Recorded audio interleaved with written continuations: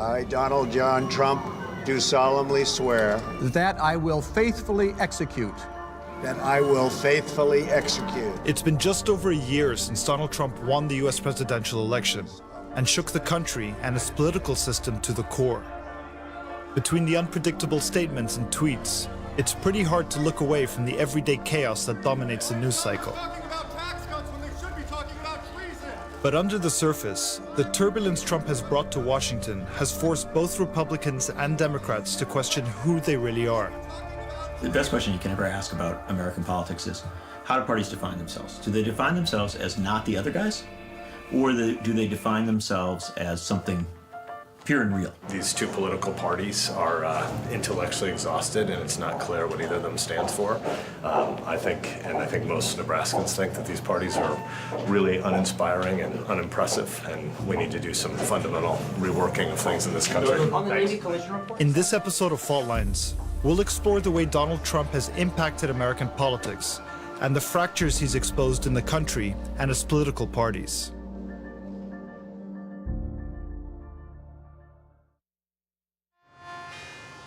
With Donald Trump in power, the Republican Party has full control of Washington, in the White House and both chambers of Congress. So the past few months since he took office should have been blissful. But they haven't been. Does anyone need a white balance? If so, here's my shirt. And one day on Capitol Hill encapsulated that. It should have been a good day, as Trump prepared to visit with Republican senators to discuss the one issue they can all agree on, tax cuts. Majority Leader will go into the Majority Leader's office. But before Trump even arrived, a brewing feud with a prominent GOP senator who had recently said he wouldn't seek re-election took over. Look, I think the standing up in front of the American people and stating untruths that everybody knows to be untrue, just the attempted bullying that he does, which everybody sees through, just the dividing of our country. You would think he would aspire to be the President of the United States and act like a President of the United States, but, you know, that's just not going to be the case, apparently. Trump came and went, and afterwards, Republican Senate leaders tried to project unity and downplay the president's feud with their colleagues. If there's anything that unifies Republicans, it's tax reform. We've been looking for the opportunity to do this literally for years.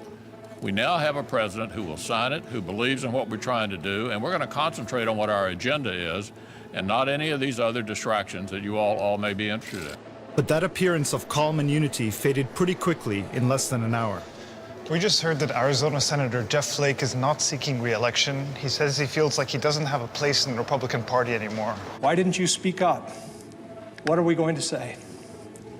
Mr. President, I rise today to say enough. Flake gave an impassioned speech to explain his decision. At its core, it was a rejection of Trump and his brand of politics. It must also be said that I rise today with no small measure of regret. Regret because of the state of our disunion. Regret because of the disrepair and destructiveness of our politics. Flake was facing re-election in 2018. But in the past year, as he began to speak out against Trump, he saw his approval ratings drop. Why did you decide to do this now after everything that's happened in the presidential campaign and in the months since the inauguration? I'm not leaving the Senate. I'm just not running again. So I'll be here for another 15 or 14 months. So there was no need to do it before. Being unencumbered by a race coming up, it is easier to speak out, although I haven't exactly done it. If I could run the kind of race I'd like to run and believe I could win a Republican primary, I might go forward. But there's a very narrow path now as a Republican. I'm a traditional Republican. That fracture between establishment Republicans and those from the far-right branches of the party is also playing out in the state of Alabama, where there's a high-profile Senate race.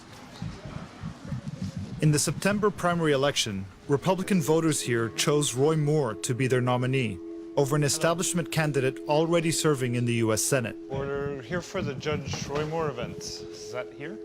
Let's join together in prayer. This is a key race because losing here would endanger the Republicans' thin majority in the Senate. We're getting ready to welcome the Republican candidate for Senate. Without further ado, let's give Judge Roy Moore a warm AFRW welcome. You've probably already heard of Roy Moore because of a scandal that's overshadowed his campaign. In November, news broke of multiple allegations of sexual misconduct with teenage girls when he was in his 30s, allegations he's denied. But even before that, Moore was a highly controversial candidate. I see you got the thumbs up from the president, so I guess I'm in there. I think We came to hear him speak in late October when he was addressing the Alabama Federation of Republican Women. There's a big battle going on in the Republican Party. We've forgotten where we've come from and what we are about. Here are a few headlines. This is from Washington Post. Jeff Flake out, Roy Moore in. Heaven help us. Well, I hope heaven does help us. Moore is a staunch evangelist, and throughout his career as a state judge, he stirred controversy by trying to inject religion into his courtroom. The United States Supreme Court created out of thin air a right of marriage for two persons of the same gender. As a judge, he refused to enforce the Supreme Court decision that legalized same-sex marriage. They accuse me of violating the rule of law. And I'll tell you what is a violation of the rule of law. When we have a country thinking that whatever the Supreme Court comes out with in their eloquence is law. That refusal to enforce the Supreme Court's ruling got him removed from the bench for a second time. The first time was when he installed a giant monument to the Ten Commandments in a government building, and then refused to take it down. I want to bring God back into government. He's also said that a congressman shouldn't be sworn in because he's Muslim. And he's rallying voters on one of the country's most divisive issues, undocumented immigrants. The liberals holler and they'll put these people on television that worked hard. No doubt they did. No doubt they're very sympathetic toward their position. They were brought here as children. They've grown up. It's been years now. And people want to sympathize with them. But it resulted and has resulted in a permanent evil. He's a guy who campaigned on getting kicked off of state courts, not once, but twice, for what ethics, people kicked him off, argue, for forcing his beliefs on the state. He is so far to the right that I think he will be unique among Senate Republicans in a caucus that has moved to the right. Are we ready for Senator Moore? And are we ready to stop illegal immigration? And are we ready for a senator from... Moore may be on the political fringe, but in a lot of ways, he fits the model Donald Trump built. A firebrand candidate who wasn't backed by party leaders, but in a field of establishment candidates, Republican voters made him their nominee. And both Moore and Trump have raised the question of what and who the Republican Party is now.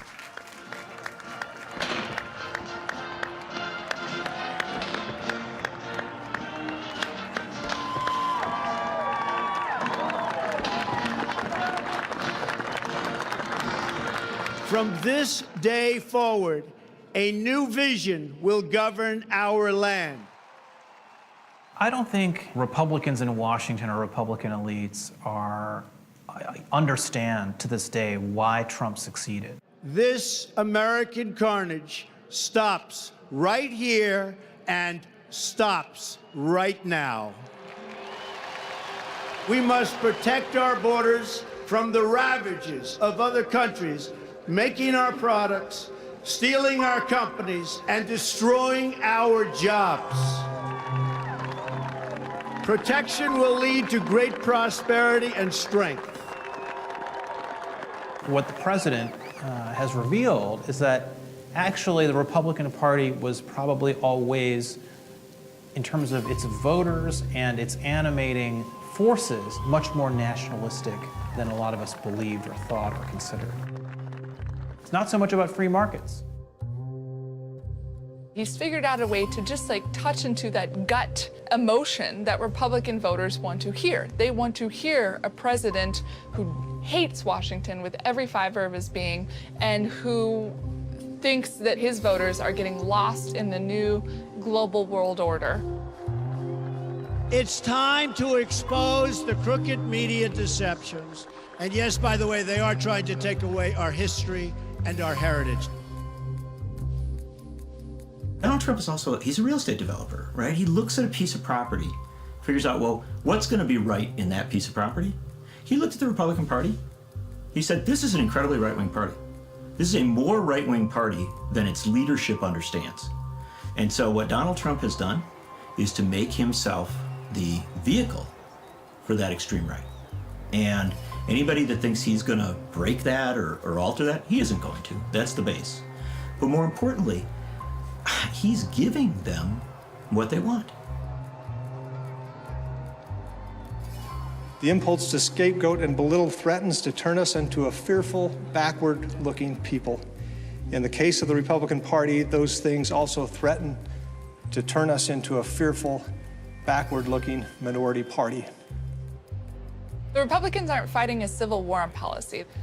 I think these senators recognize, and Jeff Flake said as much, the party that they represent is changing underneath their feet as we speak. And they realize that you can't criticize Trump and all the things he stands for and all the positions he has they don't agree with and win a Republican primary. Thank you, Mr. President. I yield the floor.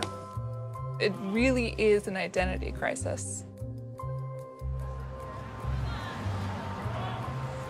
Such an honor to introduce to you Hillary Rodham Clinton.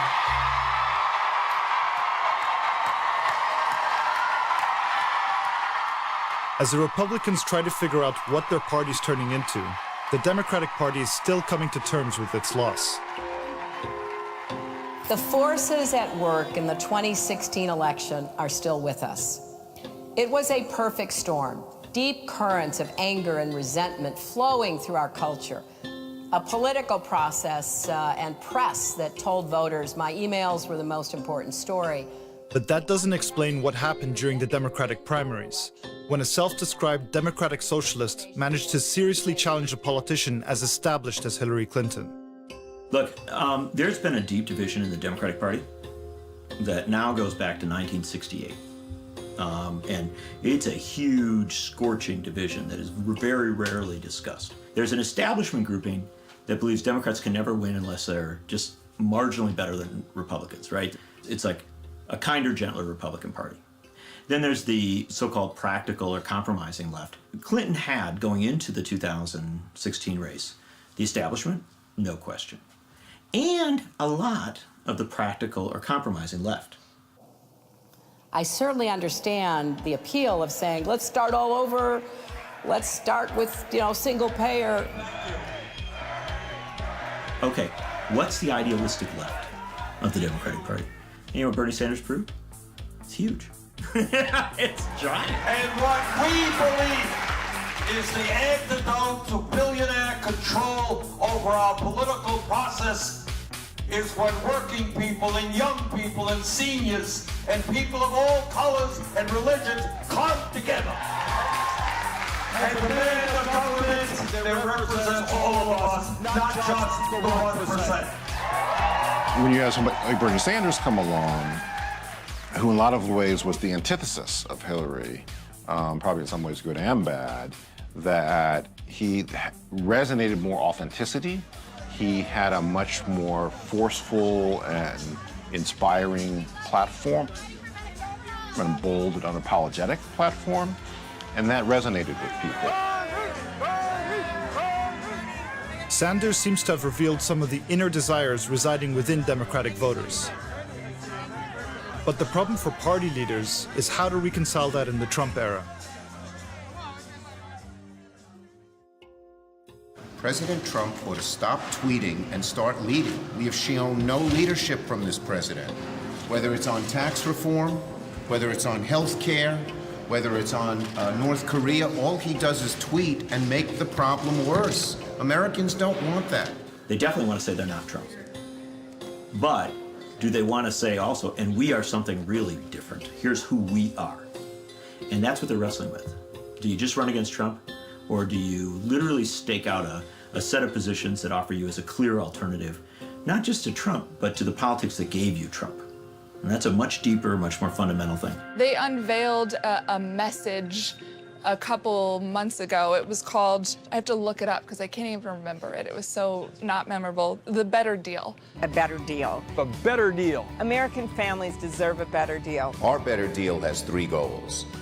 More money in your pocket. The party released an economic proposal that seemed to target people who voted for Trump, particularly white working-class voters. There are people in our country who are getting screwed every single second, minute, and hour of the day. The Democrats are obsessed with how do you appeal to them, speak to their issues, pull them back into the party fray. Helping people, middle class, working class of every region of the country. Rather than trying to excite their own base, the Democrats seem to be widening their tent. Some say at the expense of their core values. Want us to do, and that's what our party's focused on. Can you be a Democrat and the support of the Democratic Party if you're pro-life? Of course. Earlier this year, some party leaders said they would be open to supporting candidates who opposed abortion rights. They're saying, well, some of these white working class voters may actually not like choice issues, so we shouldn't alienate them. And so for one issue it raises, well, what's the point of being a Democrat? If the Democratic Party is still searching for itself in the age of Trump, grassroots movements aligned with the party are clear about who the party should be. We've been fighting for immigration reform. We've been fighting for reproductive rights. We've been turning out for criminal justice. And we've been voting down ballot on issues. We've got to make sure they represent our issues. And if we are at those polls and in the streets and fighting for our rights, then guess what? The Democratic Party will have to catch up to us. We went to Detroit, where organizers of the Women's March, the large demonstrations after Trump's inauguration, gathered. People here seem to have a more crystallized view than Democratic Party leaders of how it should move forward and why it hasn't so far. The Democratic Party is too male, too pale, and too stale. The conversation, it's often reduced to this question of, how do we get the white working class back, as opposed to how do we build the kind of coalition that's multiracial, that's really standing up for everybody, that people are excited to be a part of. Let me just, as a Democratic strategist, let me just tell you something. Democrats can't win in this country without black women. Earlier this year, dozens of black women, including many of the women here, wrote an open letter to the head of the Democratic National Committee, saying the party was taking them for granted, despite the fact they're one of the party's most loyal voting blocs. But the reality is, most of the party deals with what? White men who sit in the room. You're right. And they decide what the message is, who the messenger is, how to deal with that message. As women and as women of color, we've got to inject energy into the Democratic Party if we're going to win. The Democratic Party needs to restructure, and it needs to restructure from the ground up, but it needs to reflect the diversity that's in this room. If you talk to Democrats, they'll often say, well, one thing about us is that we're a motley bunch, and that makes us a bit of a dysfunctional family. You'll hear Democrats make that criticism of themselves. The weakness of the Republican Party is that it doesn't have that diversity. We're not going to be able to get where we say we're going. As Democratic activists try to make leaders embrace the party's diversity, Republicans seem to have done the opposite. What's not discussed at all is that Trump won the majority of non-working class white voters. And so this is not just a white working class problem. This is a question of what is going on with white voters, what is going on with racism in this country, and why are all those other folks actually supporting him? They're playing to the lowest common denominator within politics rather than summoning people to their highest and best selves. This is the legacy of Hillary Clinton. Death, destruction, terrorism, and weakness. Trump has undoubtedly appealed to a part of the Republican base by playing to, and even perhaps bringing out, fear and division, particularly when it comes to race. In that sense, the country's polarization is reflected in the way both parties have responded to America's changing demographics. the Paul Ryans of the world, the Mitch McConnells of the world, the Republican elite, they understand that by doubling down on tribalism, they're forfeiting the future. But from their point of view, they're doing the rational thing. Because if they throw away the Republican base of today, in the hopes that 10 to 20 years from now, Asians and blacks and Hispanics may be more open to voting Republican again. They'll all be thrown out of office between now and then. Way to understand the Republican Party right now is this is a party that's just experienced shock, but it isn't a shock where they were taken over, per se, by something different. In reality, they were taken over by their worst self. Mr. Moore, a word? Hello. Hi, how are you?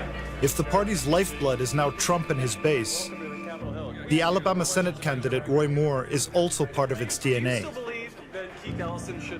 In late October, as the election got closer, Moore visited Capitol Hill to meet his potential future colleagues and stood by his belief that a Muslim congressman should not be able to serve because of his religion.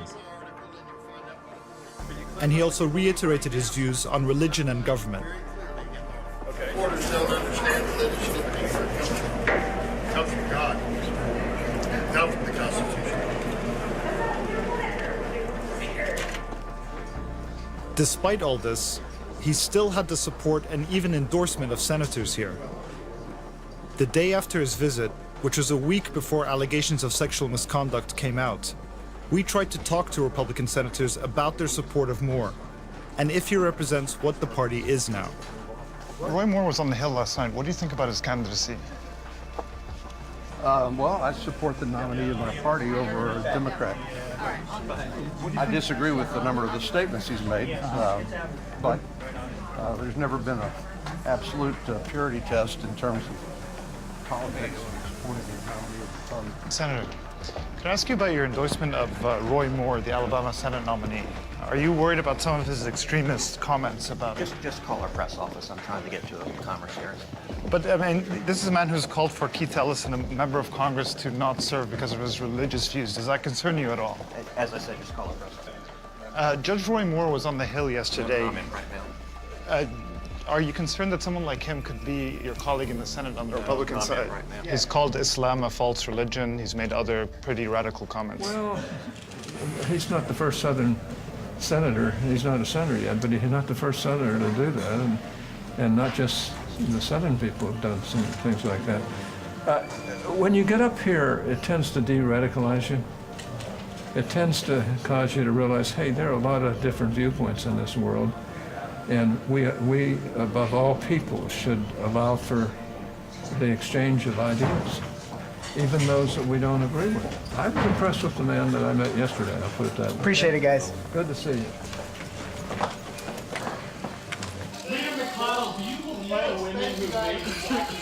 When the news did break of the allegations against Roy Moore, party leaders quickly dropped their support for him.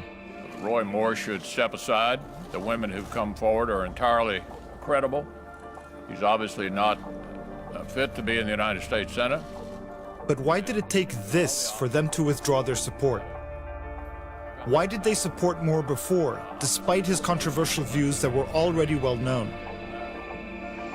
In the end, it may not matter, because the heart of the party seems to be with Moore. I can tell you one thing for sure. We don't need a liberal person in there, a Democrat. What you have to wonder is, would Roy Moore have been able to become the Republican nominee, and possibly a U.S. Senator, if Donald Trump had not taken over the party? Moore's fate will be determined on December 12th, when he'll face his Democratic opponent, a civil rights attorney known for prosecuting the Ku Klux Klan. Mr. President, is an accused child molester better than a Democrat? Is an accused Well, he child denies molester it. better Look, than he a denies it. I mean... It's a similar logic Republican leaders used a year ago to support Trump. The other side can't win, no matter what. Party first. As long as Trump is there, and as long as they can see a route politically, this is what the Republican Party is going to be. It is not going to change. And you're going to see people on the periphery say, well, I'm morally offended by this. But by and large, The story is not the outliers who make the break. The story is the overwhelming majority that go right where Trump's going. Together, we will determine the course of America and the world for many, many years to come. This core concept that one party can win on fear, division, another can win on hope. These go to core emotions, right? One of the great tragedies of American politics is that we often think that the anger and the fear is what's authentic. Both parties do have an identity crisis right now. If nothing else, Trump has clarified the battle lines. From this day forward, it's going to be only America first. America first.